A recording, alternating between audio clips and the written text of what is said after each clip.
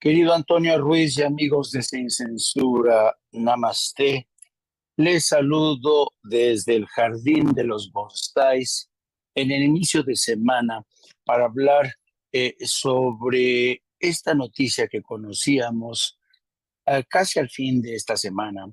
Resulta ser que se ha descubierto lo que de alguna manera ya era un secreto a voces, que el expresidente José López Portillo tenía vínculos con la CIA. Así es, si hacemos caso de este documento desclasificado, se revela que el expresidente de México, José López Portillo, tenía vínculos con la CIA. Este documento se ha dado a conocer, aquí tenemos la información que consignan nuestros amigos de reporteros, los reporteros, y dice que según un documento desclasificado por los Archivos Nacionales de Estados Unidos, López Portillo fue colaborador de la Agencia Central de Inteligencia de 1976 a 1982. El ex reportero del Washington Post, Jeffrey Morley, reveló parte de la información del documento desclasificado. En dicho reporte se menciona que el memorándum del 29 de noviembre de 1976, un funcionario de la CIA les dijo a sus colegas involucrados en la desclasificación de los archivos del mandatario estadounidense John F. Kennedy que el presidente entrante de México tenía control de enlace, es decir, relaciones con la CIA, durante un número de años y estaba informado sobre una operación conjunta de escuchas telefónicas de Estados Unidos y México, conocida como Lienboy, que grabó en secreto llamadas en decenas de líneas telefónicas de la capital mexicana. López Portillo, quien recién murió en 2004, ocupó los cargos de secretario de Hacienda de su amigo de infancia Luis Echeverría entre el 73 y el 75. Su papel como enlace con la CIA no había sido revelado hasta ahora.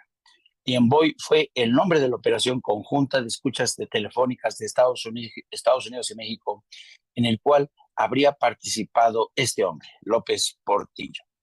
El antecesor de Echeverría, Gustavo Díaz Ordaz, amigo personal del jefe de la estación de la CIA, Winston Scott, era conocido como Litempo II. El memorándum fue uno de los 422 registros gubernamentales previamente redactados con el asesinato de John F. Kennedy, que se publicaron en cumplimiento del memorándum de diciembre de 2022 del presidente Biden sobre los archivos de John F. Kennedy. Bueno, ¿qué importancia tiene esta revelación? Bueno, básicamente, la primera reflexión que yo haría es que la verdad suele ser fruto del tiempo, ¿no? Ya sabemos que la verdad siempre termina por conocerse y era sabido desde aquel entonces que el presidente, tanto Echeverría como López Portillo, pues eran presidentes que tenían vínculos. Yo recuerdo, aún siendo reportero, reunido alguna vez en la casa de Luis Echeverría, me acuerdo que alguna vez me contó que dentro de las variables que se tenían que tener en cuenta en un proceso de sucesión en México, estaban efectivamente tener en cuenta qué es lo que opinaba el pueblo, es decir, el mandato de las urnas. En segundo lugar, pues, qué opinaba el ejército, ¿no? En tercer lugar, qué opinaba el PRI, que en aquel entonces era el presidente, y qué opinaba el presidente en turno. Por supuesto que él quien daba el dedazo. Pero en opinión de Luis Echeverría, no se podía decidir el nombre del sucesor si antes no recibía, palabras suyas, la bendición de Washington.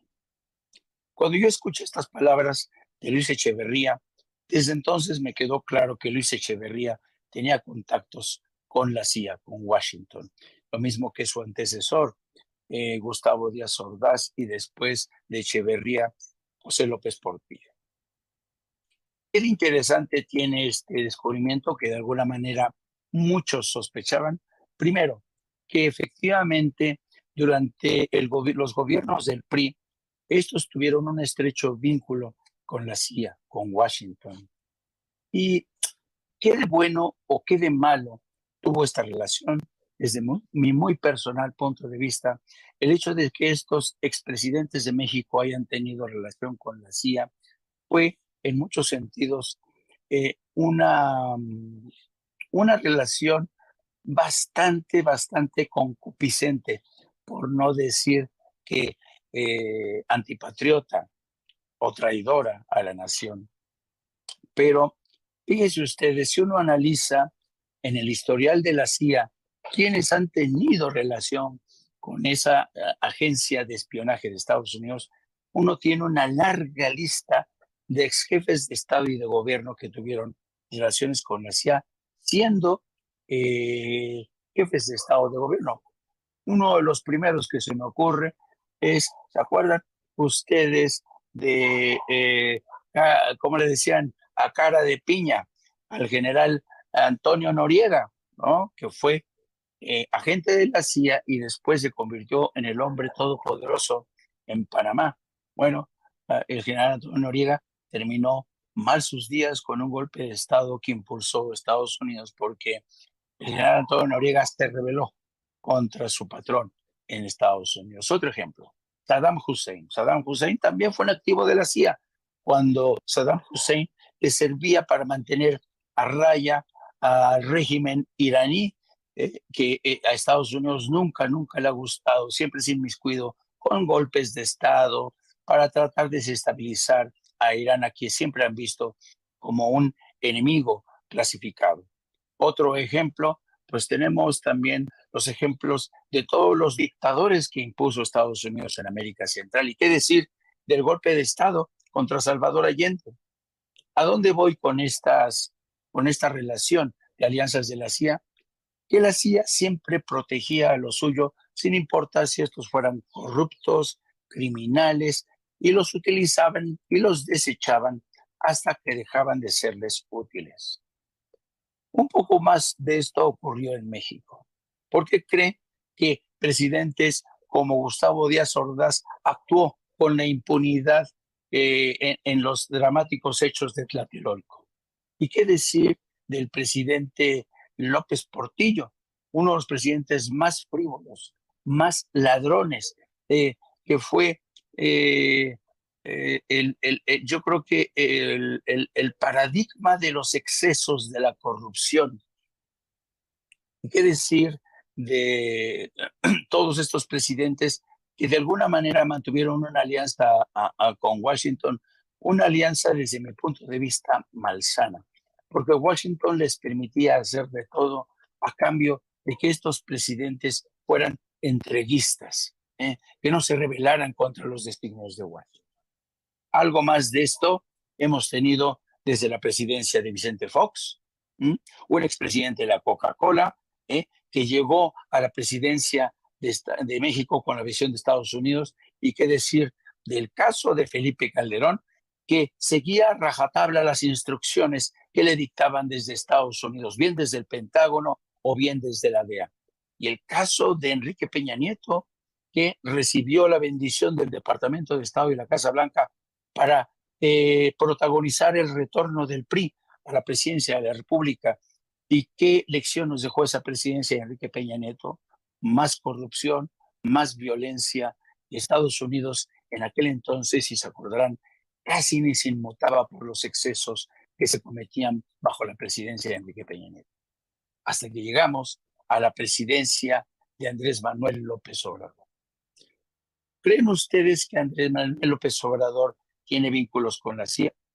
¿Que el presidente López Obrador habría esperado a que Washington o la CIA le dieran su bendición? No.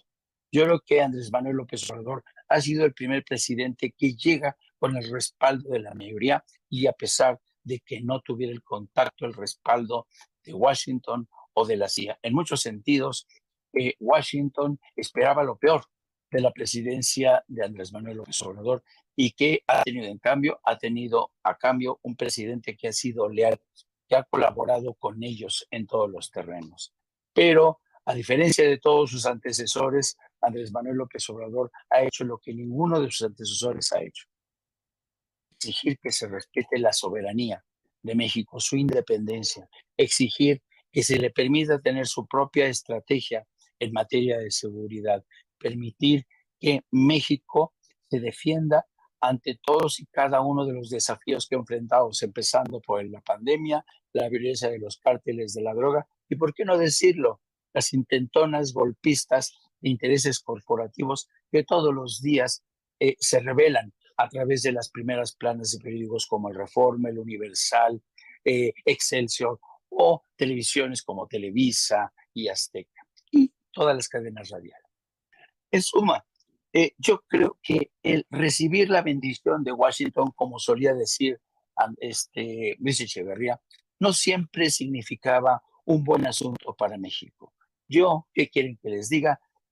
Doy las gracias de que por primera vez México, el gobierno de México, no haya necesitado la bendición de la CIA para tener en la presidencia de México a un hombre como Andrés Manuel López Obrador. Un hombre que, por fortuna, se ha mantenido al margen de estas conspiraciones palaciegas que se han dado desde siempre, desde Palacio Nacional y la Casa Blanca. Así es que por primera vez tenemos un presidente auténticamente independiente que Estados Unidos no va a poder desechar como lo hizo en el pasado con aquellos dictadores que impuso en América Central, en Chile y otras partes del mundo. Así es que qué bendición que la CIA no haya impuesto a Andrés Manuel López Obrador y qué bendición que por primera vez tengamos a un presidente que se sale de estos tratos indecorosos, antipatriotas, que hoy avergüenzan a muchos, deberían avergonzar a muchos priistas que siempre vieron en las figuras de Luis Echeverría, López Portillo, Gustavo Díaz Ordaz, a grandes prohombres que se sabe que estaban en el bote de la CIA. Hasta aquí mi querido comentario, perdón, hasta aquí mi querido Toño, mi comentario desde este jardín de los bonsai. Namaste, que tengan buen inicio de semana.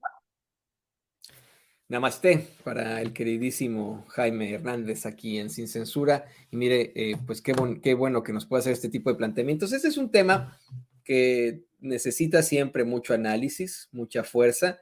La forma en la que la agencia de investigaciones, la agencia de espionaje de los Estados Unidos ha interferido aquí y allá en muchos sitios, en muchos países, y México nunca fue la excepción, ¿no? Estos documentos desclasificados exhiben esa participación y bueno, pues debería haber de alguna u otra forma algún cuestionamiento o planteamiento al respecto.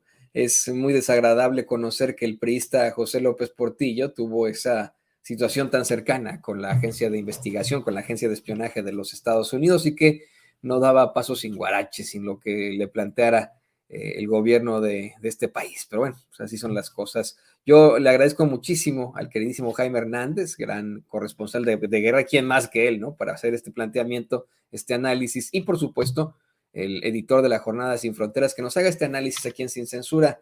Y le pido a don David que nos grabe